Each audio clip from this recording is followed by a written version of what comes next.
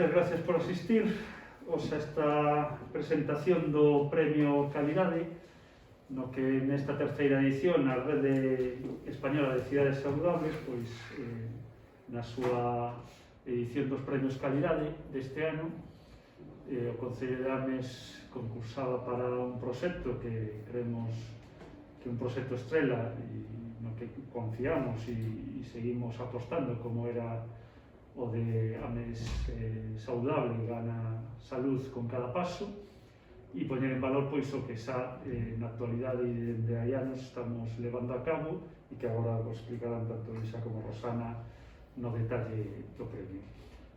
Concursábamos na categoría de fomento de iniciativas que favorecen estilos de vida saludables para concellos de máis de 20.000 habitantes e, polo tanto, un recoñecemento pois, que nos vai estar pois, moi satisfeitos, sobre todo nun sentido, que é que se siga recoñecendo este concello con premios por servizos que estamos a prestar. Da continuidade ese premio Progreso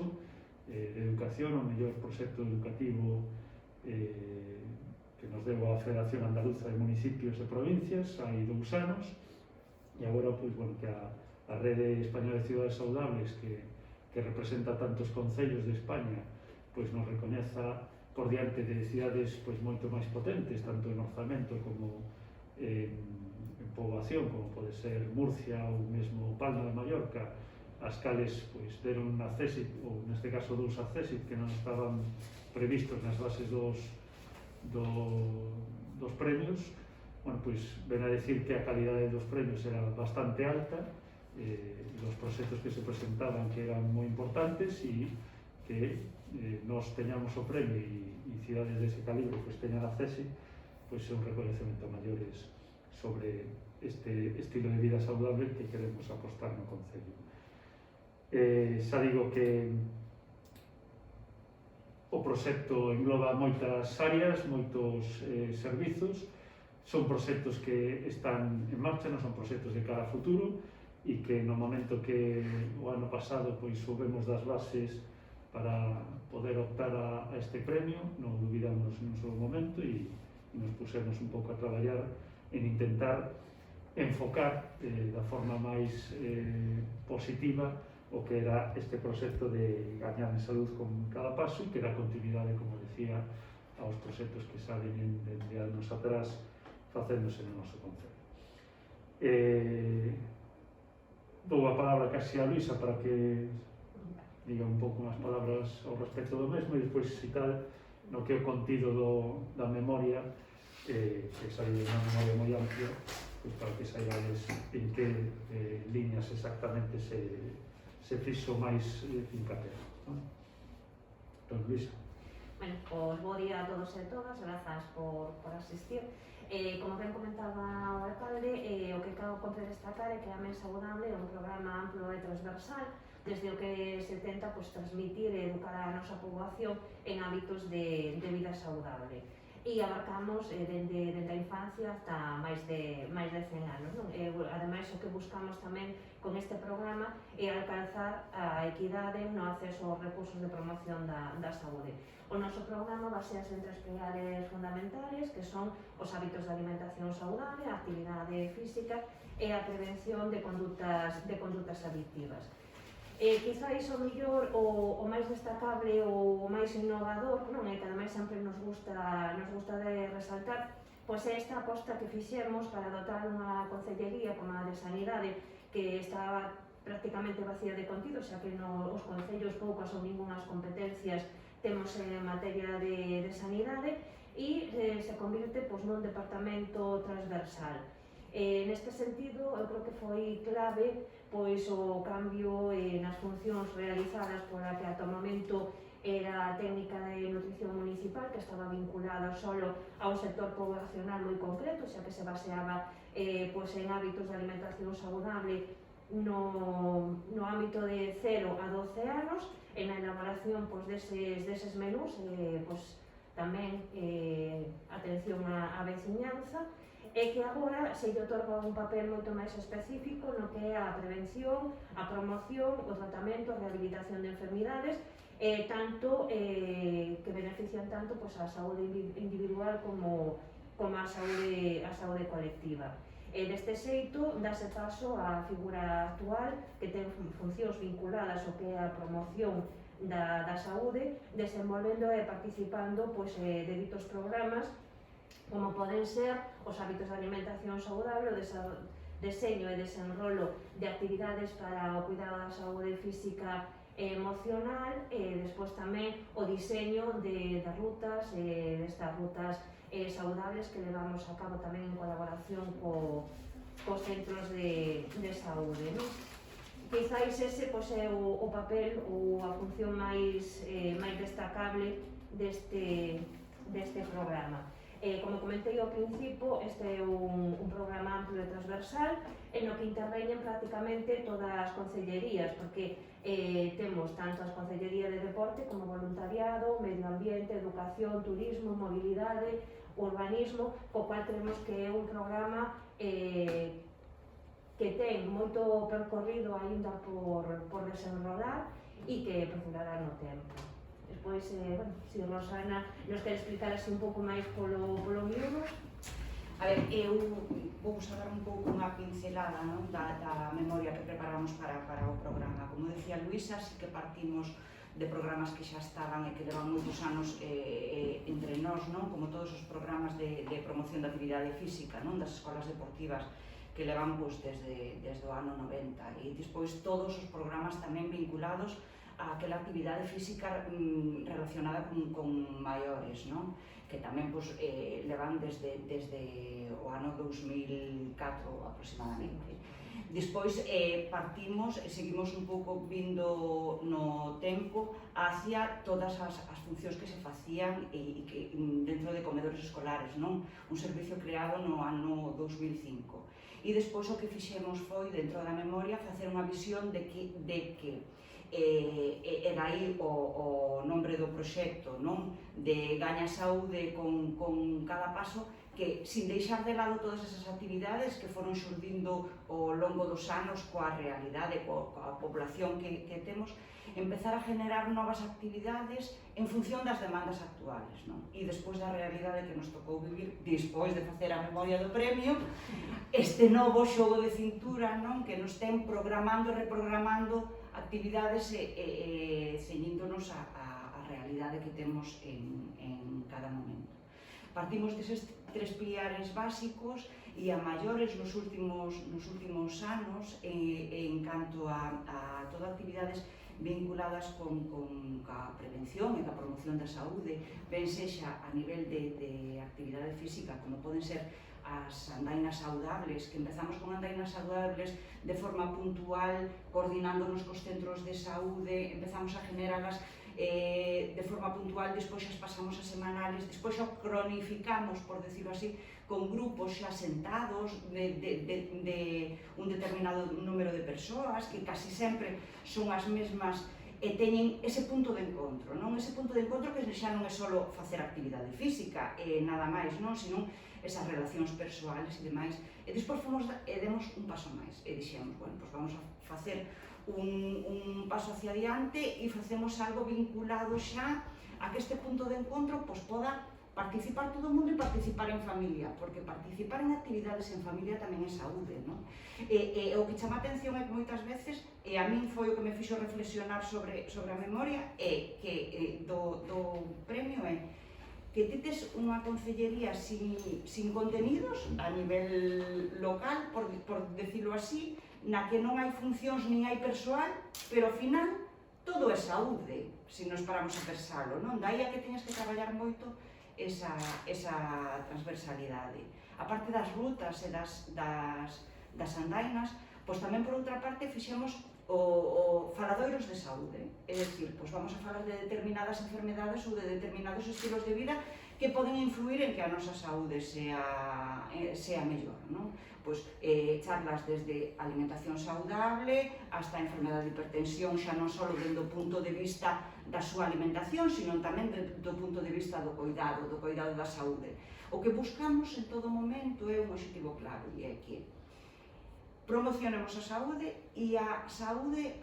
o cidadano teña como algo propio cercano, é fácil de conseguir, porque ao final é fácil de conseguir salir a camiñar e poñerse unhas zapatillas e ter unha hora para dedicarlle a saúde, non? É un pouco o que pretendemos coas nosas actividades.